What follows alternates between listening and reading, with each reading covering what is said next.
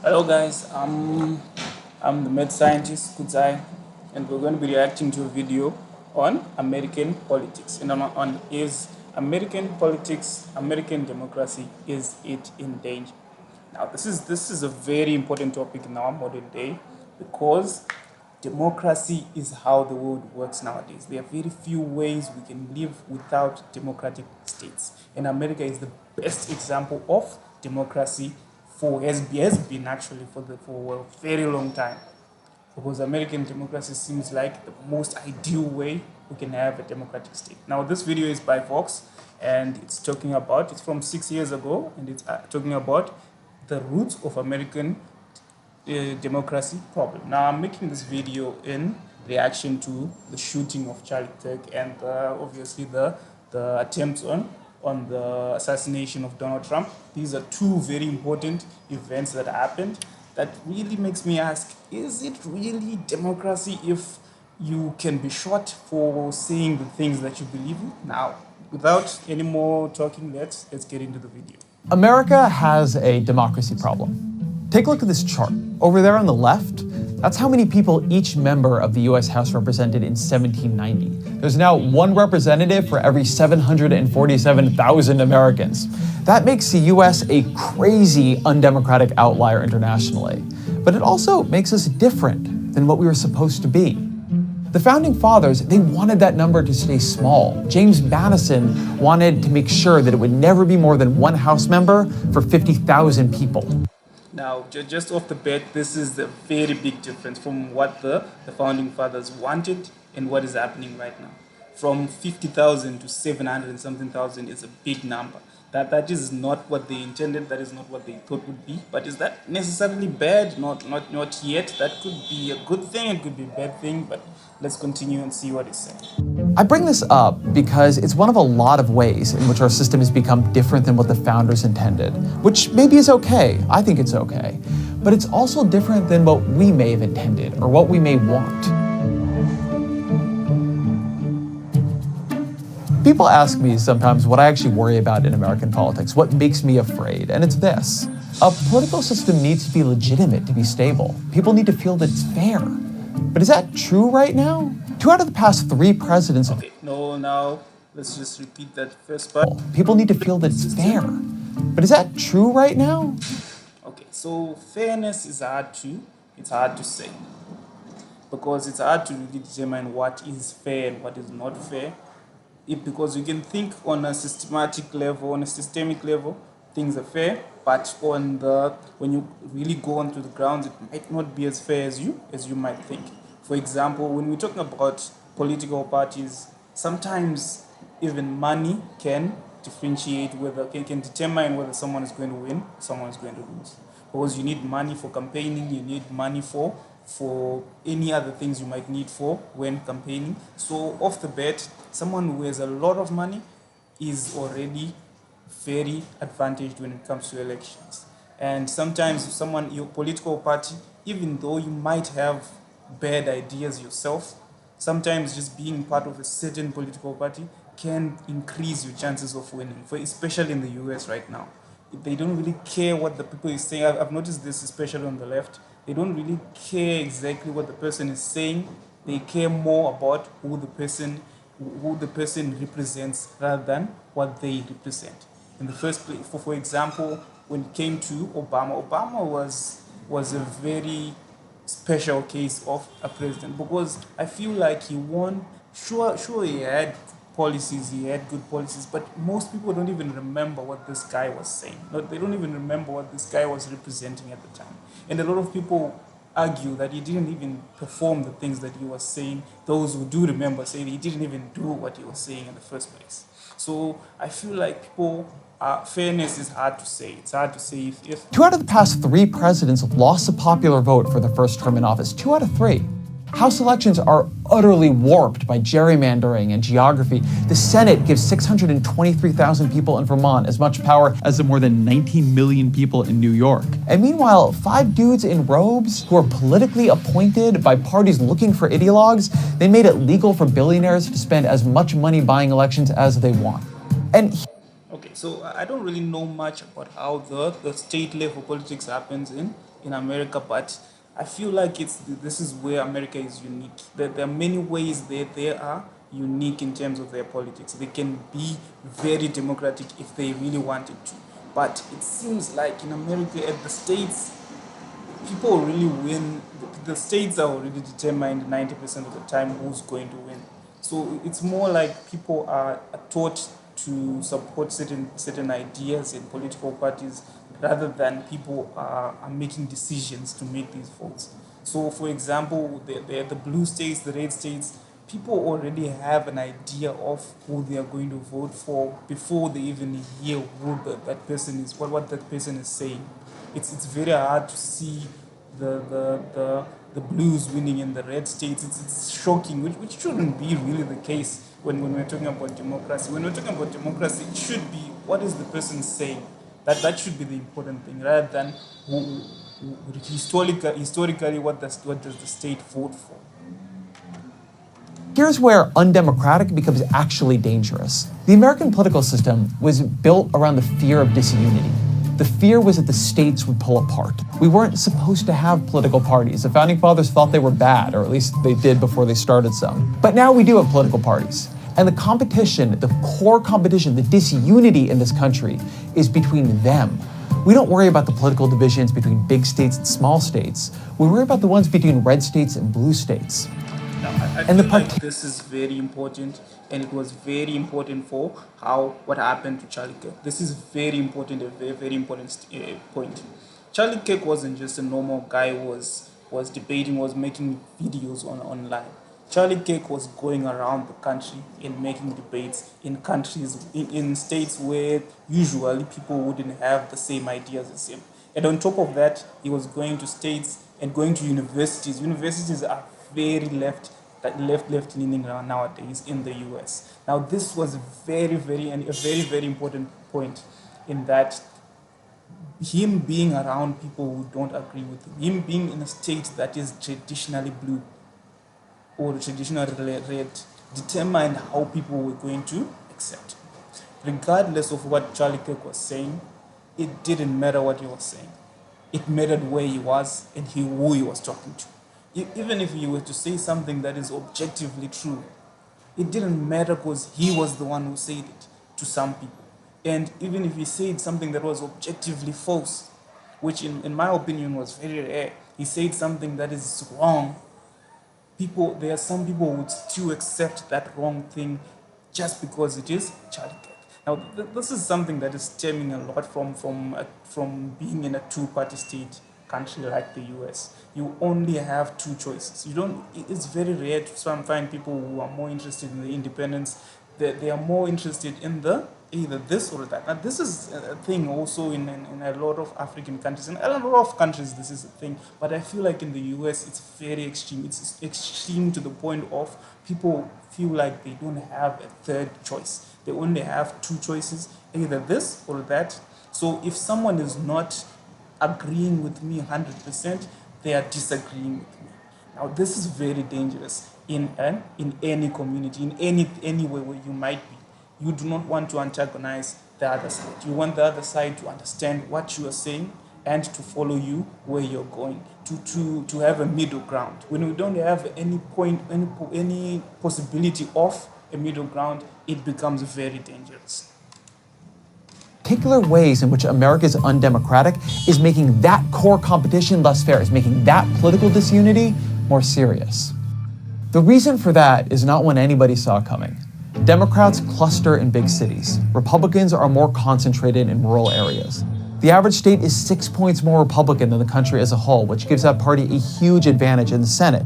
And in the House, well, Democrats are feeling pretty good about the House right now. But to win the House, they couldn't win by 1 or 2 or 3%. They had to win a landslide, 6 or 7 or 8%, or else they'd still be in the minority because of gerrymandering and geography.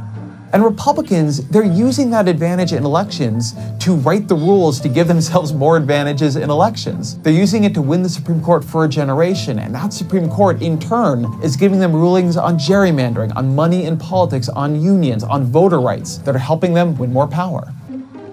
As the left realizes it's playing a rigged game, they're already becoming determined to rewrite the rules. If you want to see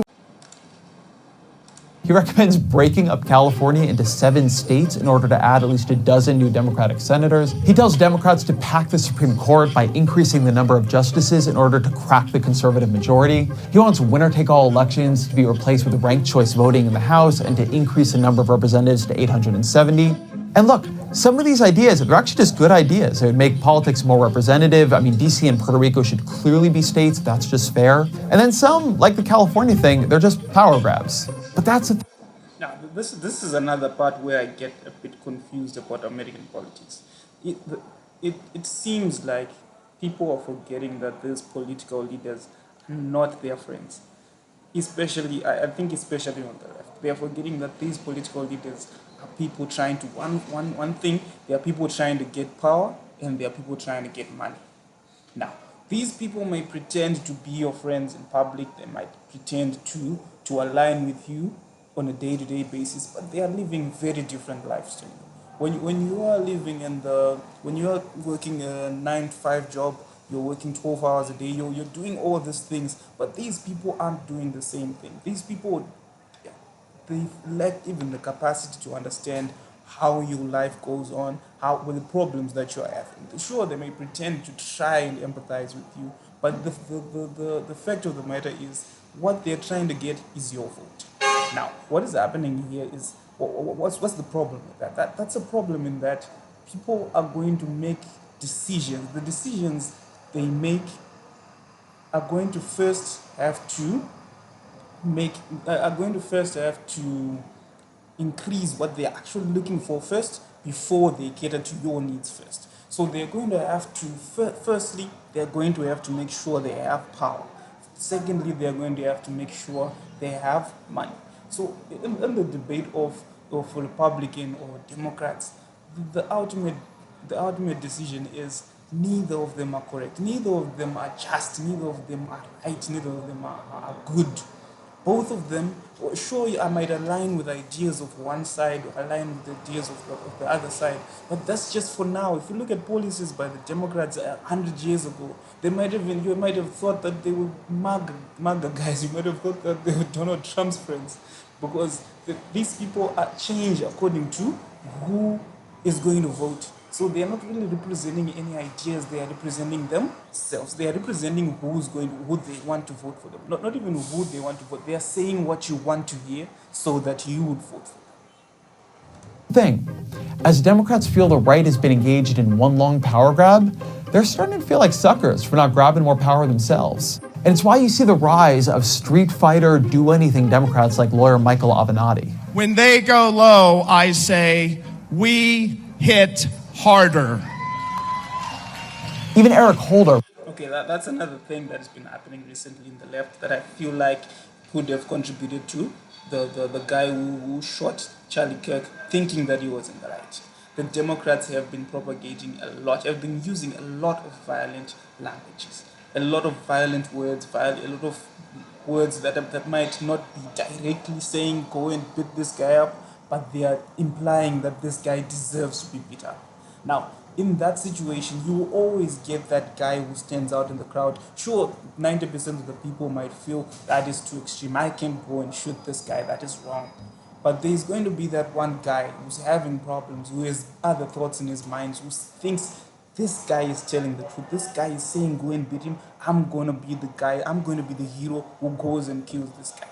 Now, they're going to feel like I am the good guy. No matter what you tell them, they're going to feel like I am the good guy. Because this is the guy who's been troubling us for so long. I was told by this guy, I was told by Obama, I was told by Kamala Harris, I was told by this guy that this guy is terrible.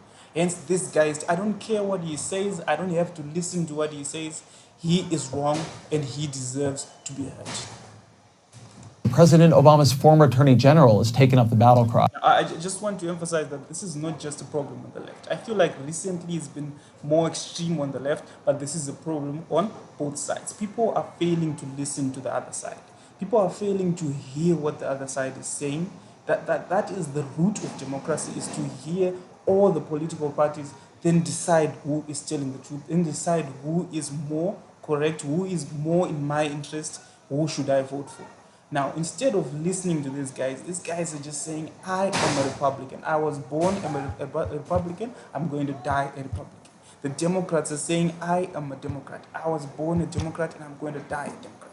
To the extent where Americans actually think being black with having views, having progressive views, having views like the Democrats. But if you go around the world, you see the opposite. Most black people in Africa and in other countries will feel like the Republicans are more aligned with their views around the world. Now, this is a phenomenon that is occurring due to people being born in a political party for some reason. People being born with the idea that I am a Democrat because I'm white, because I'm black, because I'm Hispanic, because I am this race, I am this party, or just because I am this age, I should support this party, just because I live in this state, back to the state thing, just because I live in this state, I should support this party. Just because I'm gay, whatever that is, I'm going to support this party. When they go low, we kick them. That's what this new Democratic Party is about. But imagine. You see, just as I was saying, that the Democratic Party is becoming a bit extreme with this language. They're becoming it's becoming normal to use this language a lot. And I don't feel like it's really a good thing in the long run, both for them and for the Republicans as well, and for the average person in the US. Just imagine Democrats take power and run some version of the Ferris playbook in 2020 or 2024. There will be an equal and opposite reaction among Republicans. Now the system will feel unfair to them. And you could just see a cycle of escalation here that destroys the basic legitimacy on which American politics rests. We need something better than that. We need more than power grabs on both sides. We need actual principles we can use to build a political system that works better. We treat our political system as if it were like etched on stone tablets and carried by George Washington down from Mount Sinai. But it wasn't. We've changed it a lot. But we haven't changed it recently. It's weird. The further we get from the founding, the more afraid we are to touch the system. There were 27 amendments to the Constitution before '92. There have been 0 since then, and there's not like there's one on the horizon. That's not how we do things anywhere else. States routinely amend and even rewrite their constitutions. On average, each state has had 3 constitutions, and Louisiana, they've had 11. I feel like there's less need for constitutional amendments in the US because the Constitution was a bit solid from the beginning. It needs amendments. Every constitution needs amendments, but the constitutional amendments are less extreme that would be needed in some other countries. For example, in Africa, some of the constitutions they made ages ago weren't really in the best interest, sometimes of the natives, weren't in the best interest of most people that are voting nowadays. So I feel like the US is less extreme in terms of needing to amend. They do it a lot, but it's not really as needed as it used to be. They do it more because of as I said, of people trying to grab power, trying to grab money, but not really in terms of trying to grab rights. Only at the national level that we've come to believe our political system should be frozen in amber, that however we're doing things is how we should keep doing them. And puzzlingly, we've decided that not when we think our political system is great, but at the exact time that Americans are losing faith in our political institutions. I suspect our true belief is not that our system of government is performing so well that it should be immune to change, but that we are performing so poorly that we don't trust ourselves to change it, which is sad. But this is our political system. We can't run away in self-loathing. It needs to work for the country we actually have. We can't have an old compromise between states leading to a civil war between parties. But to change it, we need a theory of what makes a political system legitimate in the first place. And that means we need some criteria by which to judge it. Robert Dahl, one of the most respected political scientists of the 20th century, he believed the ideal US Constitution would 1, maintain democracy, 2, protect fundamental rights, 3, ensure fairness among citizens, 4, encourage forming consensus, and 5, provide a government that is effective in solving problems. I like that as criteria. I think that would make sense. If you don't like it, that's fine. What you need then is to come up with something better. The one thing we can't do is just stay still. America's in an unstable equilibrium. Its current political system is producing outcomes that feel illegitimate to the left. Any effort to reform that system feels like it would produce outcomes that feel illegitimate to the right. We need something deeper than that. We need. Now, this is This plays back into what I was saying before. The problem is not really are the people happy. The problem is are the politicians happy. Now, this is a bit of a weird way to think of things, because if we're saying the left versus the right, are the right going to be happy? Are the left going to be happy? No one is born on the left, no one should be born on the right. People should have ideas that are coming from their thought patterns. They shouldn't be told this is wrong because someone else said it. They should be told this is wrong because, and explain to them why it is wrong, then have them make their own decision if it is wrong or if it is right. If you have laws that tell people what is good and what is bad, what makes people happy and what doesn't, if you have rules like that, you're going to have people who do not really have morals but are just following the rules. For example, if you tell people that this guy deserves to be killed, this guy deserves to be beaten up, this guy is wrong, this guy is wrong, this guy is wrong, and they don't really have a moral basis of their own, they're going to go on your word and say, this guy does deserve to be killed. They're not going to think this is bad. I'm not going to go and listen to this guy and hear what he's actually saying and decide for myself, is he bad? I'm just going to go and do what I've been told, because the person who's telling me is the basis of my morality. Now, these people are thinking the Democrats are always right or the Republicans are always right. So if I do as they say, I by association am going to be right as well. Something that would feel legitimate to both sides and would actually work. We can't stay right where we are. So that means the answer is simple. We must move. So I do agree with him on that. They really do need to move to set an example for the world. America is a big example in many ways to the world, in improvements in innovation, in engineering, in politics, in so many ways that they the example for the world to follow. Now, they do really need to have a broader mindset in the things they do, in the people they vote for, and the policies they set, and need to realize that you are not born in a political party. That is very important. That is one of the things that is ruining politics sometimes in Africa. People don't have a decision pattern of who they are going to vote for, but have a mindset where they are born in a party, or they are aligned to a party because their family is aligned to their party, or they have friends who are aligned to this. They don't even know how elections work. They don't even know how politics work. They don't even know what the leader is saying. They just don't care. They just want to do what they've been told to do. Now, this is a big problem, and I fear that it's going to really encompass the US in a very short time if they're not careful, especially due to universities going. I talk about universities a lot because I myself have graduated recently from university, and the politics there was really flawed as well. I tried being a part of the student union, stuff like that. It's really flawed as well. And I feel like that mindset comes from the universities up onto the actual politics of the nation. And the politics of the universities, if they are weird, if they are aligned in that sense, you're going to get a country that is aligned in that sense. Okay, so this is the end of the video. Thank you for watching. We'll see you next time.